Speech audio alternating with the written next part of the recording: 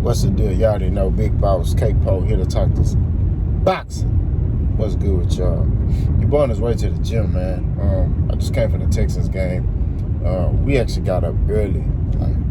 We got up like 6-something in the morning. We went to go tailgate.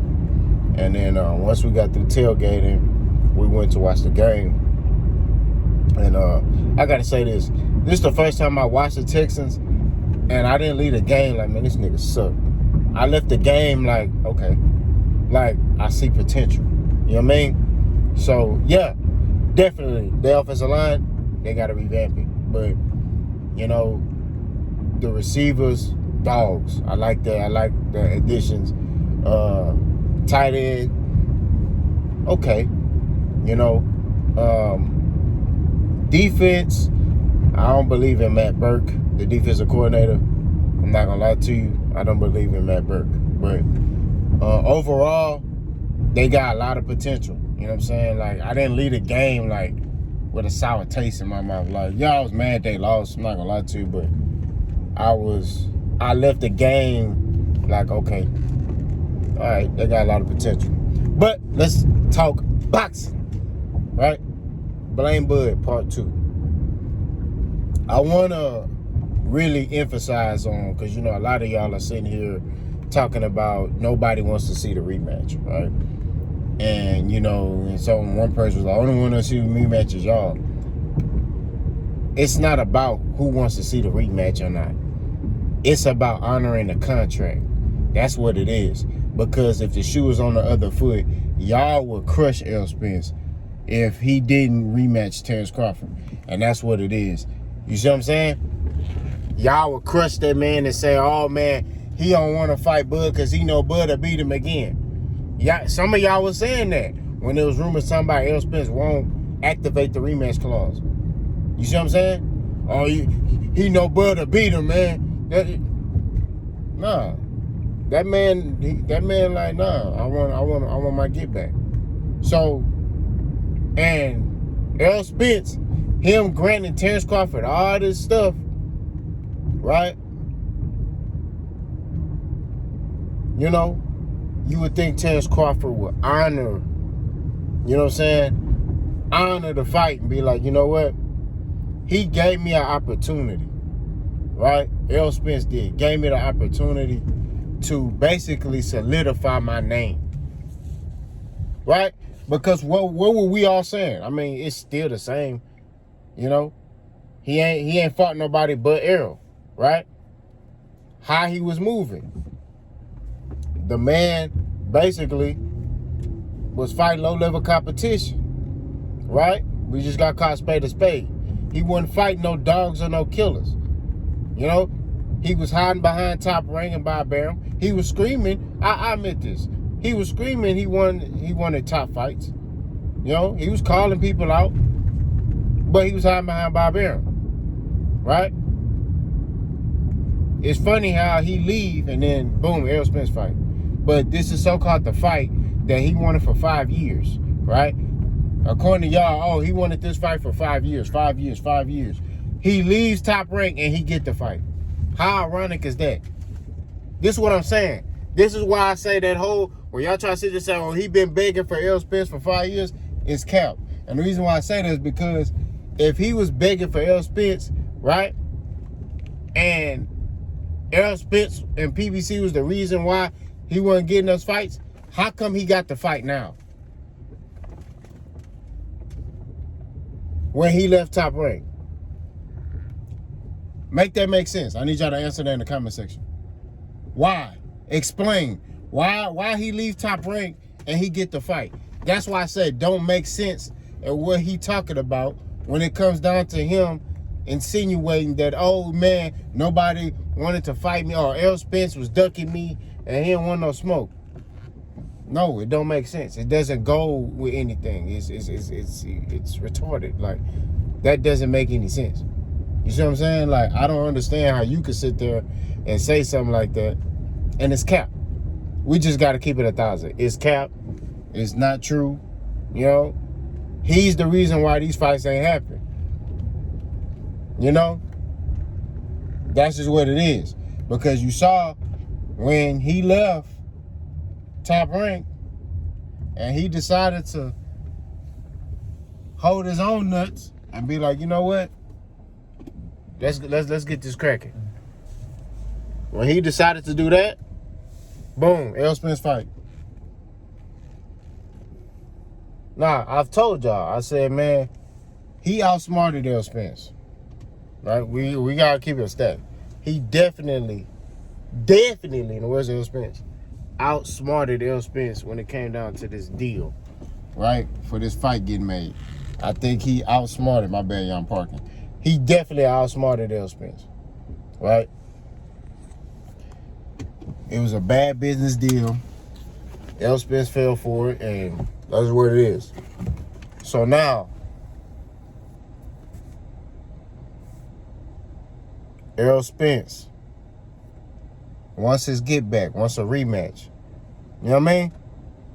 It's in the contract. It was already in the contract. It's not like they got to drop a new contract. No, it's already in there. A rematch clause, right? If whoever loses gets the opportunity to basically rematch the winner, right? In which Errol Spence lost. So Terence Crawford has to be a man and stand on his 10 and honor that. That's all I'm saying, right? You can't sit here and say, oh, man, we're going to offer you a fight and we hope you don't take it. That insinuates you ducking and running from some smoke. That's just what it is. Because why wouldn't you want him to take it? You sitting here waiting on a fight that's not guaranteed. You see what I'm saying? You talking about, oh, I'm waiting for the Canelo-Charlo winner. If Canelo wins, he already said he's not going to fight you. The only way you probably can get that fight is if you piss Canelo off. You're going to have to talk some shit to Canelo or something like that to get that fight. You're going to have to charge him up, all type of stuff. And even then, he probably still won't fight you. Because he looks at you as you too little. And he looks at, what am I gaining from fighting you? Like, what am I gaining? You get what I mean? That's how he's looking at it. You know what I mean? Me personally, I say, I'm a firm believer in this. If you want it, go get in that ring. That's my mindset. So Terence Crawford want to get in there with Canelo, hey, put him in there. That is mine. I put him in there. I don't care. But, you know what I mean? That's me personally. I would love to see that fight. I already know what the end result going to be. Terence Crawford's hand ain't going to be raised because he's jumping up 3 weight classes. You trying to come from 147 to 1. Now, like I said, if he gradually moved up, right? And I'm gonna drop this video real quick. I'm going to the gym.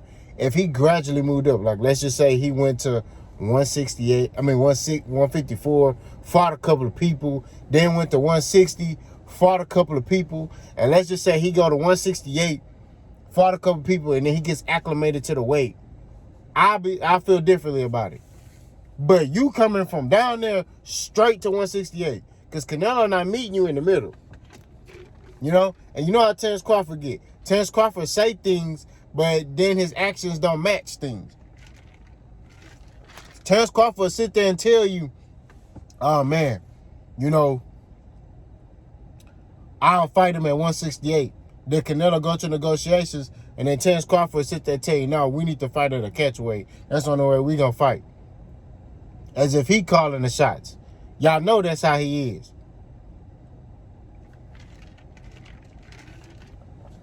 So, I'm telling you like this. If the Errol Spence fight, if the rematch don't happen, it ain't because of Errol. It's because of Terence Crawford. This is, and I heard Boxing Eagle say this. You ever watch those movies where the villain finally wins? You know what I mean? Like, that's how Terence Crawford is acting. He's acting in a villain role. Like, you know what I mean? And I don't know why. I don't understand why he acting in a villain role. You know what I mean? You're viewed as pound for pound the best fighter. Not on my list. But you're viewed as by mainstream media. This is not by, you know, YouTubers and shit like that. This is mainstream media, the people that really matter, right? According to everybody, the people that really matter, the people who put the articles out, these are the main people who are sitting here supporting you, right? And they got you #1 pound for pound. right? You worrying about YouTubers and people in your comment section. And I don't understand that. Like, I wouldn't care about if if you ain't in my circle. I don't care what your opinion is. That's what it is, you know. But by mainstream media, you're viewed as the guy. You know what I mean? So I don't understand how you can play this villain role and make it seem like everybody's against you. You got the main people that matter who support you, right? In this boxing game. They all support you. They all are sitting there looking at you like you the guy. So if everybody in mainstream media feels that way, what are you mad about? You see, Terence Crawford likes to come up with analogies and fictitious, just like Shakur. They want to come up with fake, false beef in this world. You know what I mean? And I get it. It may help them. It may motivate them. You know what I'm saying? I get it. But we gotta keep it a spade. We gotta keep it 1,000, bro. Like, you got all the mainstream media. When you look at ESPN, Terence Crawford, number one. When you look at like the major promotional companies, Terence Crawford, number one. When you look at main boxing like media outlets, Terence Crawford, number one. Go look at all the boxing news 24/7, all of them. The main Terence Crawford, number one, pound for pound. And he been that way even before the Errol Spence fight.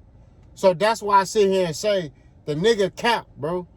All this fake, false is cap. Errol Spence should be the one sitting there with that mindset, because he ain't never got no respect.